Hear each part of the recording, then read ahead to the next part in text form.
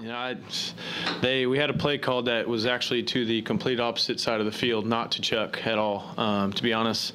And at the snap, I saw they literally had pretty much everyone over there. And so I knew unless, it was some busted coverage or a miracle that it probably wasn't going to happen. So I immediately just started rolling to the right, take my chances, because I knew I had another guy coming underneath to work towards me, and I knew Chuck was going to be on a corner route. And once I started rolling out, I looked up and saw Charles just standing by himself and tried to give him a ball to catch, and he made a heck of a catch. When I let it go, to be honest, I thought I'd put too much on it and it was going out of bounds. So, he made a heck of a catch, and that's why, he's the receiver that he is. So. Did you have any doubt that he caught it? I had no doubt that he caught it. I just didn't know where his feet were. And, from my view, it looked like he was in everything, so I was celebrating immediately. But, you never know how it goes, I guess, until it's finally reviewed and everything like that. So. Was that the route he was supposed to run, or did he alter it at all knowing that you were scrambling? Yeah, that's the route he's supposed to have a corner on that play. He's supposed to try and get the safety out of there for us. And, I don't know why, if the corner that was covering him, I don't know if he saw the under route coming underneath, and so he came up and just left Charles. I don't know why he was so wide open, but, that's why you play the game of football. It's not over to the last play. So. Is that the kind of play that you make because you're both seniors? Maybe if you're both juniors, that play doesn't work because there were so many different things that were needed to keep it alive and keep the faith? Yeah, I think so. I think me and Charles have been, through so much with this program. We've obviously been through the 3-9 seasons. We've been through the rough times, and, we've been through the rebuilding process with Coach Mack. And, I think that last play just kind of says it all about what we've built here and what Coach Mack is building here. Nobody ever gives up until, there's zeros on the clock. And, to just have faith in one another, faith in Charles. I didn't know until after the fact that kept his streak alive. So, there's no better way to keep a streak alive than the last play of the game. So. How nice is it to be talking about all the positive things, the ability to, the resiliency and all after a big win as opposed to maybe a close loss? Yeah, to be honest, if, we didn't make that play, I'd be up here right now miserable because, I'd be blaming myself for the loss. The way I played in that first half put us in a huge hole. We were down 14-0 at one point, and I was kind of all over the place, like I was against CU that first half. I wasn't accurate, and I was throwing 2 picks. And, I just can't do that against good teams. And so I needed that final drive in the first half. I needed that for myself to get some confidence back in me and get us in a rhythm. And, to go down and score like we did, that brought me back in the scoop of things. And then when we came out the second half, went down and scored right away. And from that moment on, I was kind of, back in my rhythm, back in the swing of things, and, ready to just play some pitch and catch. So.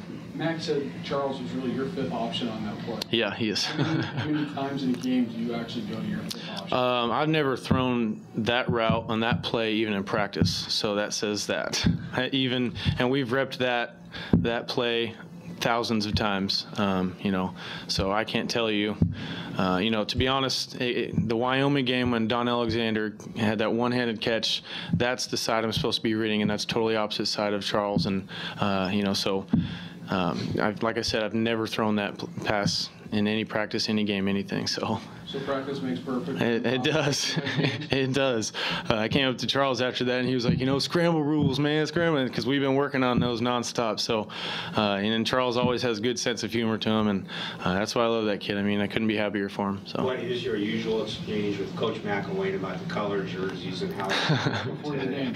He always comes up to me before the game and asks what color jersey we're wearing, and I'll obviously tell him white, green, or orange, and he didn't do that this game, so I blame him. It's his fault I threw those 2 interceptions. So no, that's on me at the end of the day. I just got to be more accurate with football. That's really what it comes down to. Especially the second one, they were man coverage, and we had a corner out, and you want to throw out routes against man coverage, and so I just didn't put enough zip on it, wasn't accurate enough with it, and that corner made a heck of a play. So that's really all it comes down to. You beat an ACC team on the road, a team that had beat the 9th rated team in the country. How much of a signature win can this be? That's something Coach Mack was talking about all week. Was this is kind of a signature win for the program. And then Friday in our team meeting before we did our one reel and went through offensive defense meetings, Coach Mack talked to us all and said, this is a win that everybody comes back for their reunions, their 10, 20-year reunions, and you all talk about it and you say, hey, remember that that time we beat Boston College. And, obviously now we're going to have a lot to talk about when we come back for that reunion, the way this ended. But,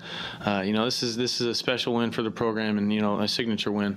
And hopefully it'll give us a ton of confidence because, like you said, they just beat the number 9 team in the country. And so people should look at this, as a huge win for us, because it is. So.